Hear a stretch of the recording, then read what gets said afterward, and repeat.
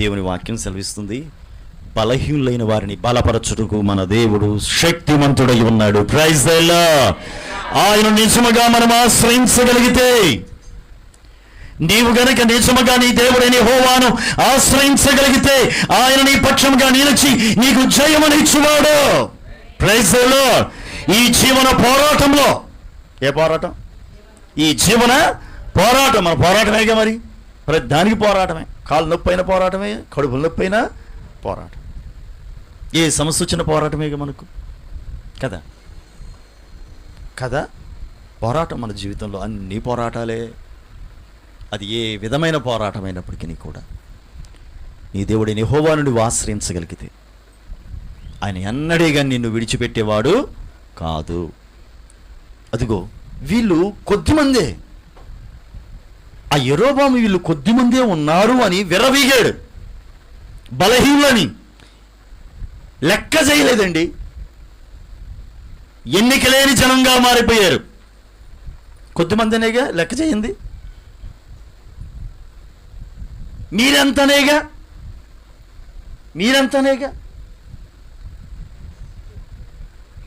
ఈరోజు ఎన్నిక లేని జనమేమో నీవు. ఈరోజు లోకం నిన్ను ఎన్నిక చేయట్లేదేమో, లెక్కలోకి తీసుకోలేదేమో. నిత్యముగా నా దేవుడు నిన్ను దర్శిస్తాడు. నిత్యముగా నా దేవుడు మనల్ని దర్శిస్తాడు. నిత్యముగా బలమైన జనముగా ఆయన మిమ్మల్ని మార్చునుగాక. బలమైన జనముగా మార్చువాడు ఆయన. ఎన్నిక లేని వారిని ఏం చేస్తాడట? ఎట్లా మార్చుతాడు? బలమైన జనంగా మారుస్తాడు, విలువైన జనంగా మారుస్తాడు, ఘనమైన జనంగా మారుస్తాడు. చేయాల్సిన పని ఏంటి? దేవుడైన యెహోవాను ఆశ్రయించాలి. ఆ హేతువు చేత నీకు విజయం. ఏ హేతువు? దేవుని ఆశ్రయించినందున. అంతే. దేవుని ఆశ్రయించు. దేవుని ఆశ్రయించిన హేతువు చేత వారు జయమొందిరి. వారి జయానికి కారణం ఒకటే, అది ఏంటంటే వారు దేవునిని ఆశ్రయించారు. దేవుణ్ణి ఆశ్రయించినందువలన వారికి జయం. శత్రువులుగా నిలిచారు ఇశ్రాయేలులే, ఎదురు నిలిచారు ఇశ్రాయేలీలు. లక్షల మంది విరోధంగా నిల్చున్నారు. ఆ సమయంలో ఈ యోధావారు దేవుని ఆశ్రయించారు. పైకి వెళ్ళండి ఒకసారి ఇంకొంచెం.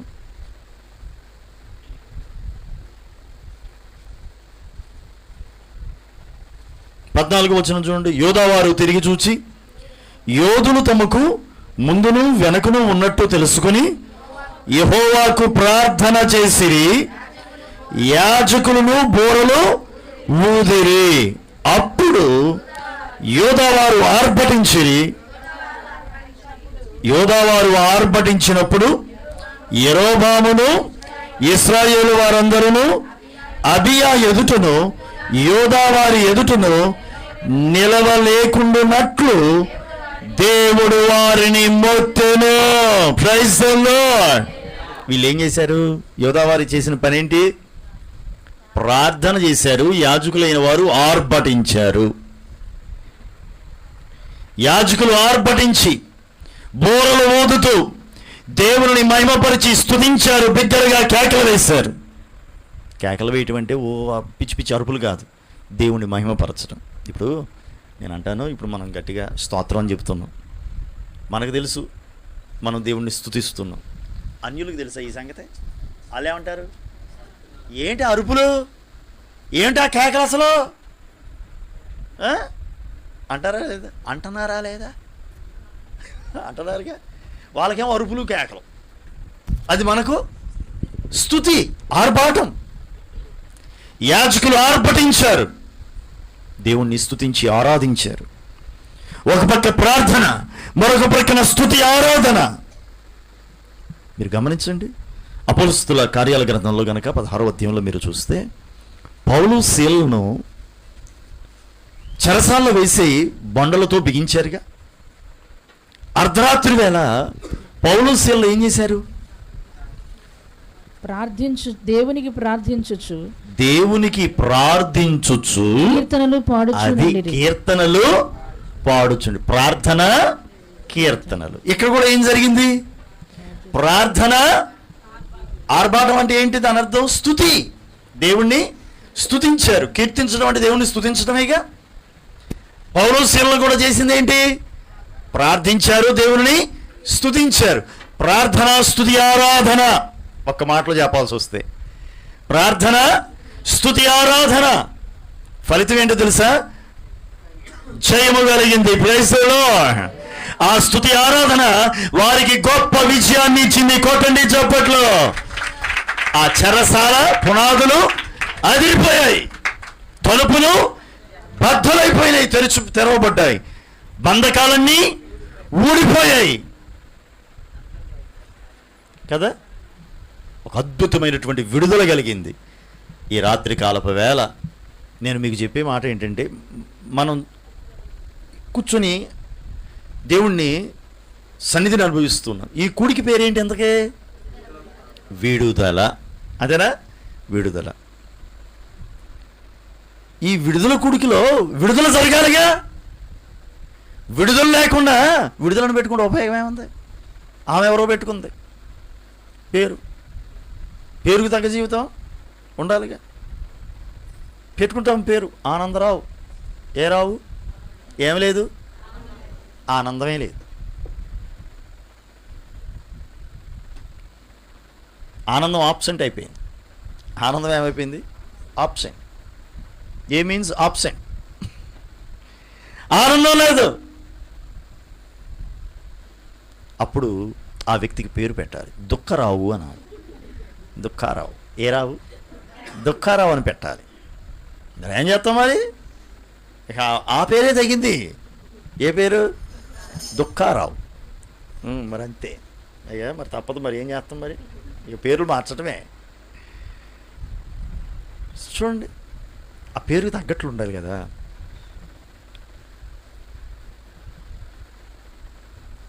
నేను మీకు చెప్పే విషయం ఏంటంటే, 6:30కు ప్రారంభించబడుతుంది. పరిచర్య ఉంటుంది. త్వరగా ముగించేసుకొని మీరు త్వరగా రండి. మనం ఎక్కువగా ప్రార్థనలు చేయాలి. ఈ కూడిక యొక్క ముఖ్య ఉద్దేశం ప్రార్థనలు ఎక్కువగా జరగాలి, స్తుతి ఆరాధన అధికంగా జరగాలి. అధికంగా జరగాల్సింది. దాని ఫలితం ఏంటి? విడుదల. దాని ఫలితం ఏంటి? విడుదల. అదిగో ఆ అర్ధరాత్రి వేళ పౌలు శీలలు ఏం చేశారు? ప్రార్థించుచు కీర్తనలు పాడుచు ఉన్నారు. అంటే స్తుతి ఆరాధన. ప్రార్థన, స్తుతి ఆరాధన ఫలితం ఒక అద్భుతమైన విడుదల కలిగింది. హల్లెలూయా. ఈ రాత్రి స్తుతి ఆరాధన జరిగిందిగా, ప్రార్థనలు జరిగాయిగా, స్తుతి ఆరాధన జరిగిందిగా. నిత్యముగా నా దేవుని సన్నిధి మన మధ్యలో నిలిచి ఉన్నది. Praise the lord. ఫలితం ఏంటో తెలుసా? నిత్యముగా నా దేవుడు ఇక్కడ చేరిన మీ జీవితాల్లో ఒక గొప్ప విడుదలను అనుగ్రహించుచున్నాడు. Praise the lord. నమ్మండి, విశ్వసించండి. నా దేవుడు నిత్యంగా మీకు ఒక గొప్ప విడుదల అనుగ్రహిస్తున్నాడు. ఒక గొప్ప విజయాన్ని ఆయన మీకు ఇచ్చుచున్నాడు. ప్రార్థించి ఆర్భటించే వారిగా ఉందాం. ప్రార్థించి ఆర్భటించే వారిగా ఉందాం. వాళ్ళు చేసిన పని అదే. యోధావారు ఆర్భటించారు, యోధావారు ప్రార్థించారు, యాజకులు ఆర్భటించారు. ఫలితం దేవుడైన యెహోవా ఇశ్రాయేలు వారిని మోత్తెను. మరి ఏం చేశాడు ఏమో నాకైతే తెలియదు కానండి. దేవుని చేత మొత్తబడ్డారు, భయముతో పరుగులెత్తారు. ఇశ్రాయేలుల ఎదుట నిలవలేకపోయారు. 5 లక్షల సైన్యం అక్కడ రాయబడి ఉంది, యోధులు. అంతేనా? ఏముందమ్మా? ఎవరు వాళ్ళు? పరాక్రమశాలులు. అమ్మో, పరాక్రమశాలు అంటే సామాన్యమా? పరాక్రమశాలు అంటే సామాన్యం అనుకున్నారా? ఎంత బలవంతులై ఉండాలి వారు. లోకానుసారంగా బలవంతులేమో, దేవుని కన్నా కాదుగా. దేవుని కన్నానండి. ఇప్పుడు దావీదు బుడతడు. దావీదు చిన్న బొడ్డోడేగా, బాలుడైన దావీదు. గొల్యాతు మరి 6 మూరల జానేడు ఎత్తున్నాడు, యుద్ధ వీరుడు. అసలు ఆడిన ఆకారం చూస్తేనే భయంతో చచ్చిపోతారు ఎవరు కాదు. సౌలు రాజు సహితం భయంతో వణిగిపోతున్న రాత్రి అది. ఆ పగలో రాత్రి ఉదయ సాయంకాలాలు వచ్చి రంకెలేస్తున్నాడు. దమ్మునోడు ఎవడున్నాడా, నన్ను ఒక్కడిని గెలవండి, మా రాజ్యాన్ని తీసుకోండి, బంపర్ ఆఫర్ అంటున్నాడు. ఏ ఆఫర్ అంట? దసరా ఆఫర్. ఎవరో దసరా ఆఫర్ ప్రకటించాడు. ఏం ఆఫరు? నన్ను ఒక్కడిని జయించండి, మా రాజ్యాన్ని తీసుకెళ్ళండి, బై 1 get 1 ఫ్రీ అన్నట్టు. ఒకటి కావాలంటే ఒకటి ఉచితంగా తీసుకెళ్ళండి అన్నట్టు, నన్ను గెలవండి, మా రాజ్యాన్ని తీసుకెళ్ళండి అండి. పొద్దునపూట సాయంకాలం 40 రోజుల పాటు రంకెలేస్తున్నాడు. ఈ ఆకారాన్ని చూసి రాజు అయినటువంటి సౌలు సైతం, సైన్యం సైతం బిక్కచచ్చిపోయి భయంతో వణికిపోతా ఉన్నారు.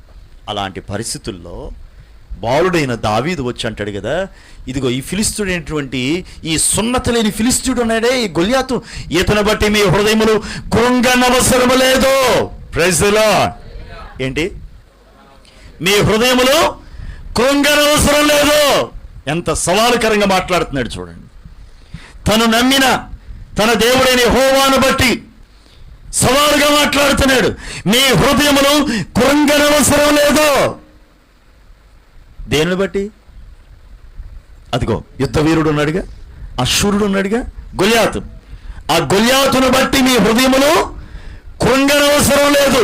ఈ రాత్రి కాలపు వేళలో మీ ఎదుట గొల్యాతు సూర్యుడు వలె ఏది నిలిచిందో, ఏ సమస్య ఉందో దానిని బట్టి మీరు కృంగనవసరం లేదు. Praise the lord. మీరు కృంగనవసరం లేదు. ఒకసారి మీ పక్కన వాళ్ళకి భుజం తట్టి, నువ్వు కృంగనవసరం లేదు, దేవుడు ఉన్నాడు నీ పక్షంగా అని చెప్పండి. భుజం తట్టి చెప్పండి, భుజం తట్టి చెప్పండి, నువ్వు కృంగనవసరం లేదు, నీ దేవుడిని యెహోవా నీ పక్షంగా ఉన్నాడు. బయట ఉన్న వాళ్ళు కూడా చెప్పుకోండమ్మా, మైత్రి చెప్పండి, విశ్వాసంతో చెప్పుకోండి, కృంగిపోవద్దు. దేని విషయంలో కూడా కృంగిపోవద్దు. నీవు నేను ఆరాధిస్తున్న మన యేసయ్య మన పక్షంగా ఉన్నాడు. God is with us, who against us? దేవుడు మన పక్షంగా ఉండా, మనకి విరోధి ఎవడు? ప్రాచీన ప్రతుల్లో దాని గురించి రాయబడి ఉంటుంది. విరోధి ఏమి చేయగలడు? దేవునికి స్తోత్ర. విన్నారా? విరోధి ఎవడు అన్న దాని అర్థం ఏంటంటే, విరోధి ఏమి చేయగలడు? ఆడు రంకిలేయడం వరకే, కేకలేయడం వరకే, అరుపులు కేకలే, అక్కడ ఏముండదు. ఆడు అరుపులు కేకలు 40 రోజులు. దావీదు వచ్చాడుగా, ఒక చిన్న రాయి పట్టాడుగా, వడిసెల్లో పెట్టాడుగా, గిరగిర తిప్పాడుగా, వేసి కొట్టాడుగా, బొక్కబోర్లు పడ్డాడా, ఆడు కత్తి తీసుకొని దావీదు ఆడి తలకాయని నరికేశాడు. 40 రోజుల పాటు రంకిలేసినాడు. ఏమయ్యాడు? చచ్చి కూర్చున్నాడు. అది ఆ మాటలు ఏముంది, అట్టే ఉంటాయి, డంబపు మాటలు. ఎందుకు మాటలు ఎందుకండి, చేతలు కావాలి కానీ. చేతలు లేనుడు ఆడు పళ్ళే ఊడిపోయినాయి. ఇంకేం ఆడేం చేస్తాడు? మాట్లాడటానికి కూడా ఆయమనంగా మాటలు కూడా రావు. తెలుసుగా మీకు? తెలీదా? అపవాదండి, దుష్టుడైన అపవాది తనకు సమయం కొంచెమే ఉందని ఎరిగి వాడు ఏం చేస్తున్నాడంట, ఎవరిని మిరుగుదునా అని గర్జించు సింహము వలే తిరుగుతున్నాడు. ఏంటంట? సింహం ఎప్పుడన్నా మింగడం తెలుసా? గుట్టుకుని మింగిద్ది. అది ఎప్పుడన్నా చీల్చి చెండాడి నవ్విలి పీల్చి పిప్పు చేసి ఆ తర్వాత అంతేనా? మింగే ఎవరిదే? పళ్ళు లేనుడు ఎవడాడు? సాతాను. సాదృశ్యంగా పాము ఏం చేసిద్ది? పాము నవ్విలిద్దా, చీల్చిద్దా, ఏం చేసిద్ది? గుట్టుకుని మింగడమే దానికి తెలుసు. నోట్లో పెట్టుకుని ఎంతవరకు మింగుడే. అది ఆడు గర్జించు సింహము వల్లే తిరుగుతున్నాడు. సింహం కాదాడు, సింహంలాగా వేషం వేసుకొని గర్జించు సింహం వలే బొమ్మ తలకాయ పెట్టుకొని, బొమ్మ తలకాయలు ఉంటాయిగా. ఈ మధ్యకాలంలో కోతులను బెదిరించడం కోసం పొలాల్లో, తోటల్లో, మామిడి తోటల్లో వాళ్ళు ఏం చేస్తున్నారు తెలుసా? ఆ చింపాజీ మొహమో లేకపోతేనే ఇవి ఉంటాయిగా, అలాంటి మాస్కులు ఉంటాయిగా, ఆ మాస్కులు పెట్టుకొని వీళ్ళు ఏంటో వెరైటీ కేకలు వేసుకుంటూ వస్తుంటే ఈ కోతులన్నీ ఏం చేస్తున్నాయి? పరార్.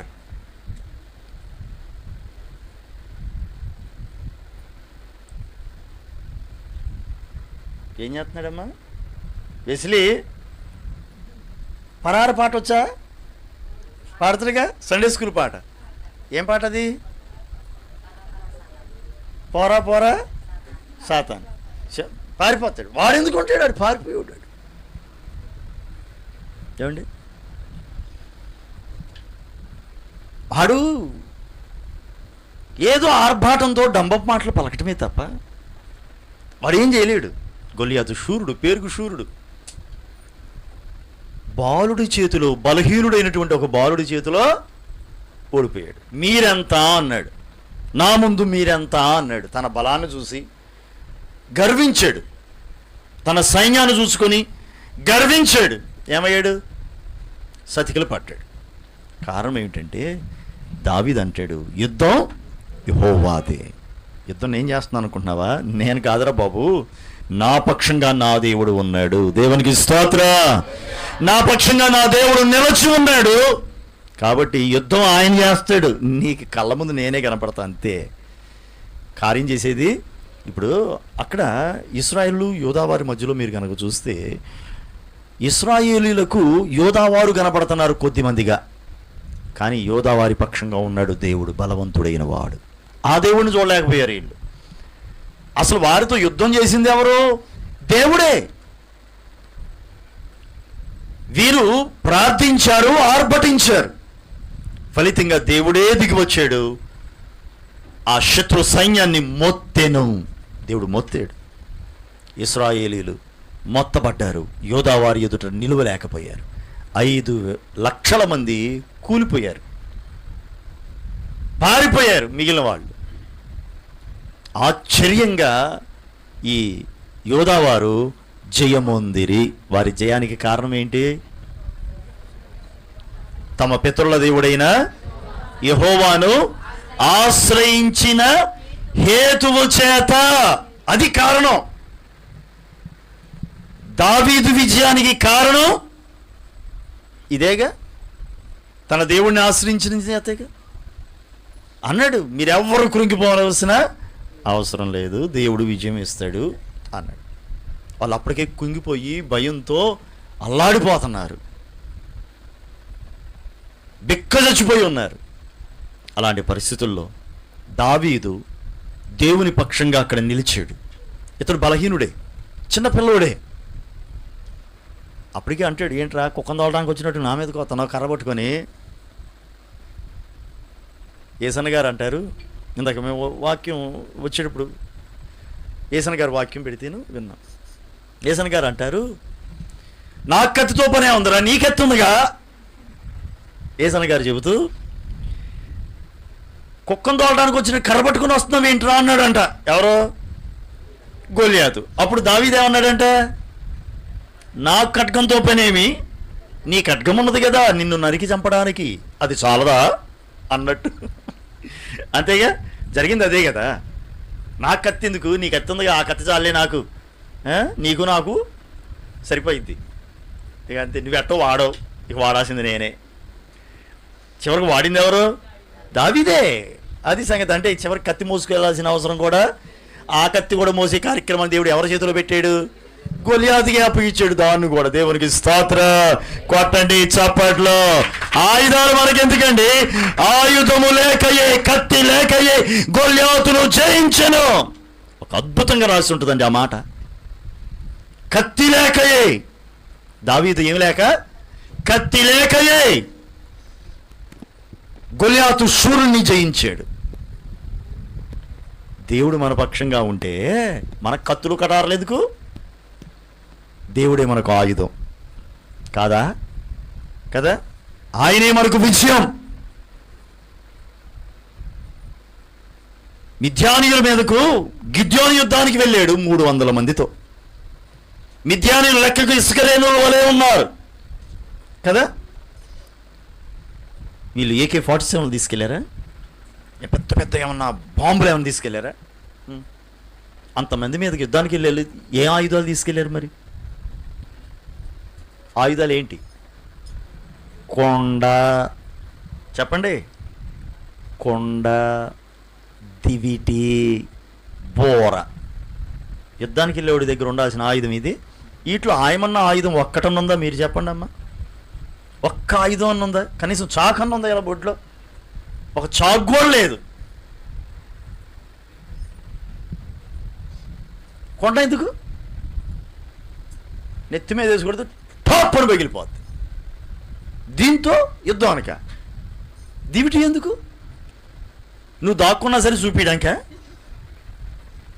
అంతేగా, యుద్ధం చేసడం కోసం రాత్రిపూట వచ్చారు, క్లియర్ కనపడటంగా నువ్వు ఏడనువో దివిటి బోరా. ఇక నేను ఇక్కడే ఉన్నారా నాయన, ఇంక ఇది మరీను.